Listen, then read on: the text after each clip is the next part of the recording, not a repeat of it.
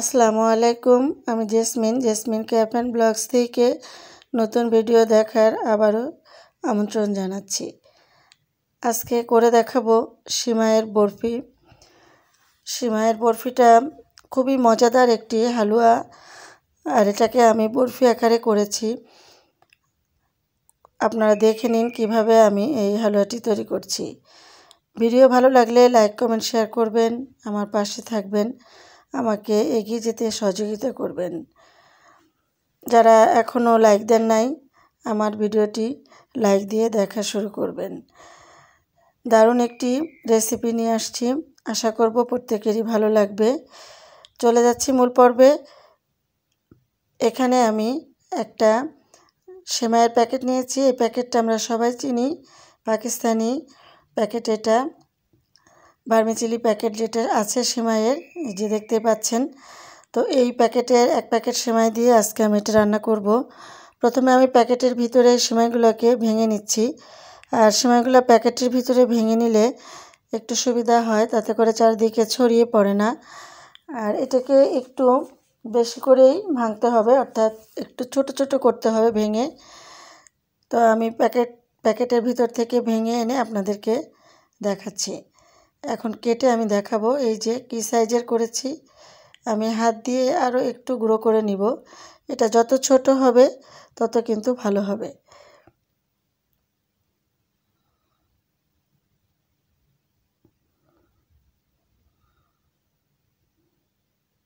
তো এই যে দেখতে পাচ্ছেন, এই ধরনের গুঁড়া গুঁড়া করে নিয়েছি।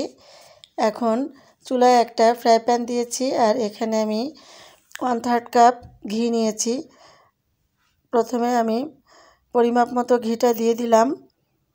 আমি মাঝে মাঝে দিব ঘিটা, কতটুকু ঘি লাগে সেটা আপনাদেরকে আমি জানিয়ে দিব। এখন আমি এখানে দিয়ে দিচ্ছি 1 কাপ চিনি আমি ব্যবহার করব। অর্ধেক চিনিটা আমি দিয়ে দিলাম।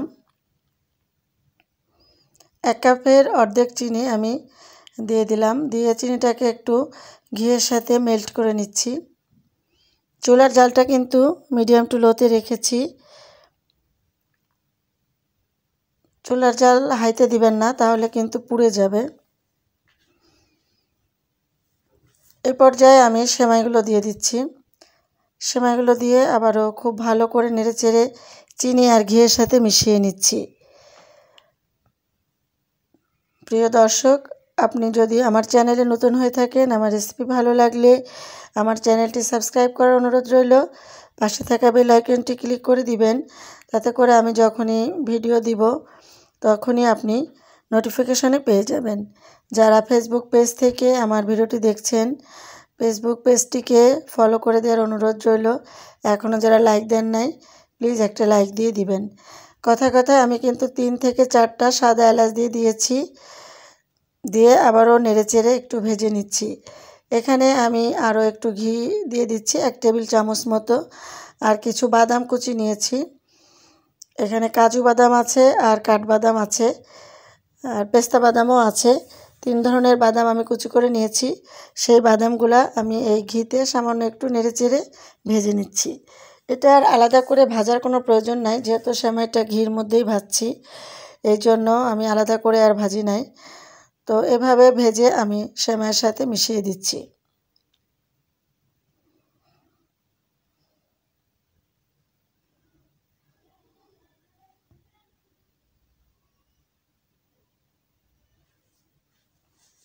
এই রান্নাটায় ঘিটা একটু বেশি লাগে। তো ঘি খাওয়া কিন্তু ভালো, ঘিতে কিন্তু কোনো প্রকার কোলেস্টেরল নাই। আর দিয়ে দিলাম এখানে আমি 15 থেকে 20টা কিশমিশ দিয়ে দিলাম। এটাকেও একটু নেড়ে নিব ঘিয়ের সাথে। আর সামান্য একটু লবণ দিয়ে দিলাম। আমি মিষ্টি খাবারে একটু লবণ দিই, তাতে করে স্বাদটা ব্যালেন্সে থাকে। তো আমি আবারও কিন্তু নেড়েচেড়ে ভেজে নিচ্ছি সব উপকরণগুলো একসাথে করে। খেয়াল রাখবেন, চুলার জাল কিন্তু কোনো মতেই মিডিয়াম টু লো থেকে বাড়ানো যাবে না, তাহলে কিন্তু পুড়ে যাবে। আমার যে 1 কাপ চিনির যে বাকিটা ছিল সেটাও আমি দিয়ে দিলাম।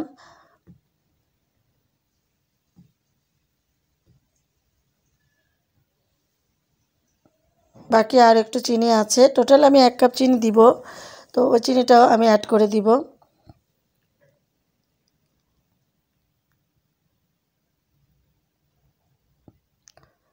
চিনি দিয়ে আবারও ভালো করে নেড়েচেড়ে ভেজে নিচ্ছি। সামনে শবে বরাত আছে, আপনারা কিন্তু এই রেসিপিটি করতেই পারেন। শবে বরাতে আমরা ঘরোয়াভাবে অনেক কিছু রান্না করে থাকি, তার ভিতরে কিন্তু এই আইটেমটা রাখতে পারেন, পরিবারের সবাই অনেক খুশি হয়ে যাবে। খুবই মজাদার একটি খাবার, আপনি তৈরি করলেই বুঝতে পারবেন। আমার অনুরোধ, একবার তৈরি করে দেখুন, অনেক মজার একটি রেসিপি। এখন এখানে আমি দুধ দিয়ে দিচ্ছি। এটা জ্বালানো দুধ ছিল, সেই দুধটাই আমি দিয়ে দিলাম।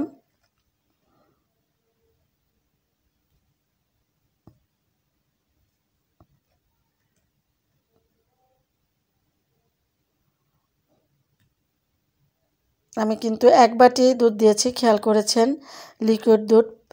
আর এখানে আমি কনডেন্স মিল্ক দিচ্ছি 2 টেবিল চামচ মতো। কনডেন্স মিল্কটা দিলে স্বাদটা একটু বাড়বে, এই জন্য কনডেন্স মিল্কটা দিয়ে দিলাম।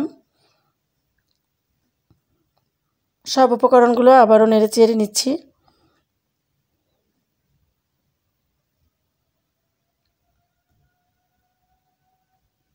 একটু ধৈর্য ধরে এই রান্নাটি করতে হবে, আরও কিছু সময় এভাবে মিডিয়াম টু লো ফ্লেমে নাড়তে হবে। আর খেয়াল রাখতে হবে যেন পুড়ে না যায়। একটা ননস্টিকের পাত্র নেবেন, যে কড়াই নেবেন, সেটাতে রান্না করবেন, তাহলে আর সমস্যা হবে না। যারা নতুন আছেন তাদের জন্য খুবই উপকারী হবে। একটু মোটা ধরনের ননস্টিকের একটা পাত্র নিয়ে নেবেন বা একটা ফ্রাই প্যান নিয়ে নেবেন। তো আমি আবারও একটু ঘি দিয়ে দিলাম। পর্যায়ক্রমে আমি এইভাবে হাফ কাপ মতো ঘি দিয়েছি। আমি 1.25 কাপ ঘি নিয়েছিলাম, কিন্তু পুরো ঘিটা আমার লাগে নাই, আমি হাফ কাপ মতো ঘি দিয়ে দিয়েছি। আর এখন আমি দিয়ে দিচ্ছি সামান্য একটু জর্দার রং, একটু কালারটা সুন্দর আসবে তাই, এটা আপনি না দিলেও পারেন। আমি একটু পানিতে গুলে দিয়ে দিয়েছি পরিমাপ মতো। তো আপনারা যদি এই রংটা না দিতে চান, না দিলেও চলবে, তাতে করেও একটা সুন্দর কালার আসবে। তো রংটা দিয়ে আবারও মিশিয়ে নিচ্ছি ভালো করে।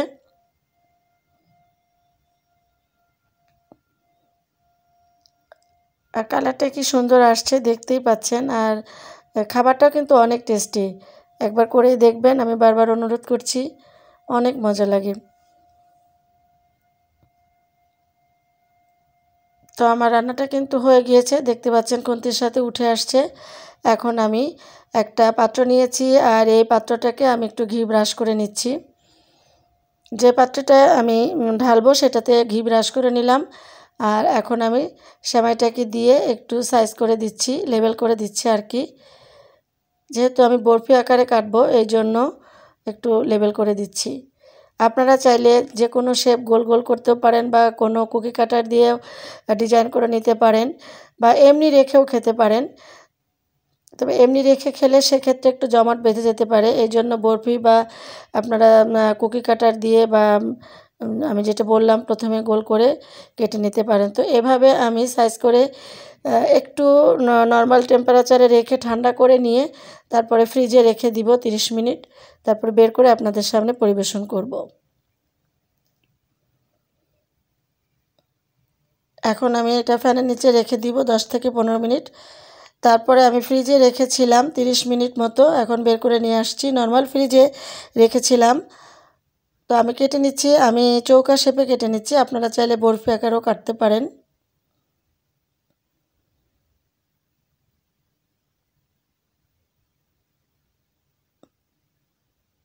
আমার বরফিটা কিন্তু বেশ নরম আছে, এই জন্য আমি আরও 30 মিনিট নর্মাল ফ্রিজে রেখে দিব। কাটার পরে আরও 30 মিনিট নর্মাল ফ্রিজে রেখে দিব, অর্থাৎ 1 ঘন্টা ফ্রিজে রাখলাম। তারপরে বরফিগুলো আপনাদেরকে দেখাবো। প্রথমে 30 মিনিট রেখে কেটে নিয়েছি, তারপরে আবারও কাটার পরে আমি দেখছি একটু নরম আছে, এই জন্য আবারও নর্মাল ফ্রিজে রেখে দিয়েছি। আর এই যে এখন বের করে দেখাচ্ছি। এখন একটু ডেকোরেশনের জন্য আমি বাদাম দিয়ে দিচ্ছি। আশা করব ভালো লেগেছে, আপনারা বাসায় তৈরি করবেন। আমার রেসিপিটি কেমন হয়েছে একটা সুন্দর কমেন্টস রেখে যাবেন। দেখতে অনেক সুন্দর হয়েছে, খেতে যে খাবারটা দেখতে সুন্দর সেটা কিন্তু খেতেও অনেক সুন্দর, এটা আপনারাও জানেন, সবাই জানেন। তো এতক্ষণ ধৈর্য ধরে আমার রেসিপিটি দেখার জন্য অনেক অনেক ধন্যবাদ জানাচ্ছি। যেখানে থাকবেন সুস্থ থাকবেন, নিরাপদে থাকবেন। দোয়া করি আমার চ্যানেলের সাথে থাকবেন, আমার জন্য দোয়া করবেন। আজকে বিদায় নিব। দেখা হবে নতুন কোনো রেসিপি নিয়ে, নতুন কোনো ভিডিওতে। সবাই ভালো থাকবেন। আল্লাহ হাফেজ।